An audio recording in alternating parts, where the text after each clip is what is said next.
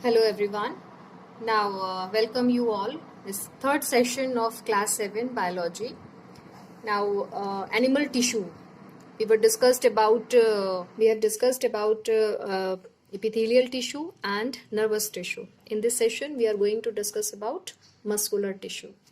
Now muscle cells are made up of elongated large side cells, also known as muscle fibers. That means we can say that these muscle fibers, they all together unite to form muscular tissue. Now types of muscular tissues are striated muscles, unstriated or smooth muscles, and cardiac muscles. Now we are going to study about these three types of muscular tissue. The first one, striated muscles, are also known as striped muscles. This is because different type of striped are present, white and black.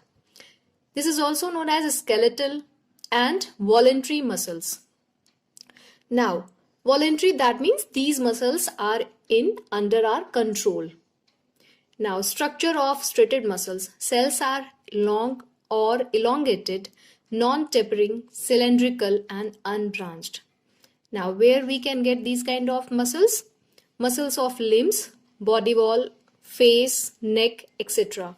This is also present in tongue, pharynx, diaphragm and upper part of esophagus. So this is all about striated muscles or skeletal muscles or voluntary muscles, because these muscles are under our will. Now the second one, unstriated muscles or smooth muscle. Structure. Bundle or sheets of elongated fusiform or spindle shaped muscles are present. That is, muscle fiber are present. Now occurrence. Where we can get these kind of muscles? Walls of visceral organs, wall of alimentary canal, ducts of glands and blood vessels. And these are smooth muscles and also involuntary in action. These are not in our control. The function of these muscles are not in our control. Now the last one is cardiac muscle. As we all aware, these muscles we can get in heart. These muscles show both features present in smooth as well as skeletal muscles. Cardiac muscles are present in wall of heart. Yes, now next one is connective tissue. As the name indicates, connective, that means connection.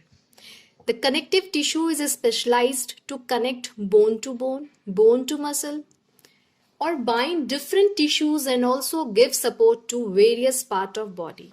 That means we can say these kind of tissues, they connect one part of body to another one, or one tissue to another one. Bone to muscles, muscles to bone. So these all are connected together by a specialized tissue. That one is known as connective tissue. Now we can see 5 types of connective tissues are there. Areolar connective tissue, dense regular connective tissue, adipose tissue, skeletal tissue and fluid connective tissue. The first one, areolar connective tissue.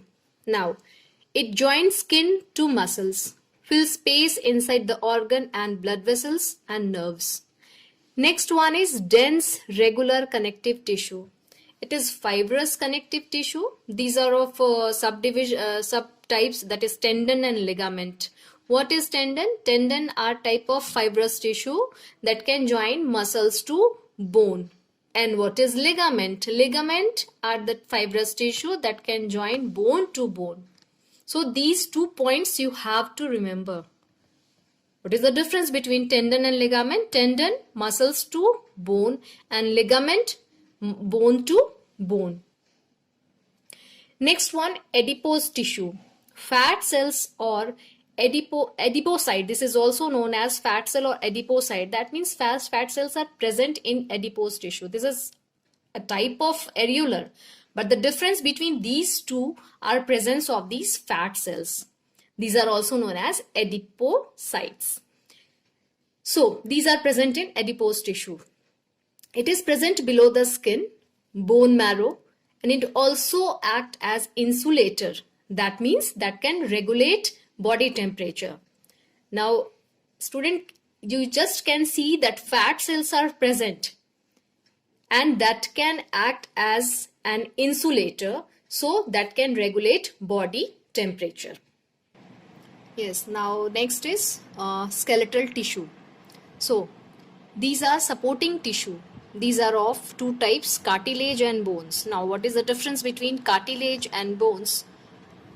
Cartilage, these are flexible, as one word is here, flexible. That means flexibility is present. That one is not so tough as we compare with bones. Now, so cartilage, their deposition of calcium and phosphorus is less if we compare with the bones. That's the reason cartilage is flexible and bones are non-flexible. Now, cartilage, it is located in ear pinna, nose tip, epiglottis, lower end of ribs and rings of trachea. And these are quite soft, that means flexibility is there.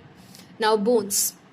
Bones, highly deposition of calcium and phosphorus. That's why that one is tough. Bones form the endoskeleton in human beings and other vertebrates. That's the reason it can provide shape and support to body. If we consider with the function of bones, we can see bones can give support, protection, they can help in movement, mineral storage, that's a highly mineral deposition is there in bone, as well as bone is also helpful for production of blood, that is in bone marrow. Now, next one, fluid connective tissue. It links the different part of body. As the name indicates, fluid, that means liquid. These are of two type, blood and lymph.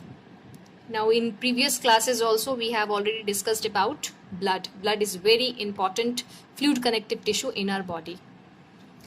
Now, blood, these types of cells are present. Red blood cells, all red blood corpuscles, white blood cells and platelets. Now, why these cells are important? Red blood cells, as we all aware, that one is very, very important. These are also known as erythrocytes. So, this one is the major part of blood and they transport oxygen and carbon dioxide to and from the different organs of the body to lungs. These cells are produced in bone marrow. Now, next one, white blood cells or leukocytes. These cells are protect our body from foreign bodies by the production of different antibodies. Now, platelets help in blood clotting. So, as we all aware about the function of blood, we know why these three type of cells are useful. Now, next one, lymph. Since it is a part of blood, it is a kind of blood we can say, but what is the difference between these two? Its composition is similar to that of blood except RBC. In lymph, RBC is not present and some blood proteins are also absent, and it helps in production of antibody. So, white blood cells, we can say maximum amount of white blood cells are present in lymph. That's the difference between blood and lymph. Blood having RBC, lymph don't having RBC. Blood having different types of proteins, but not all proteins are present in case of lymph. So, this is all about tissue.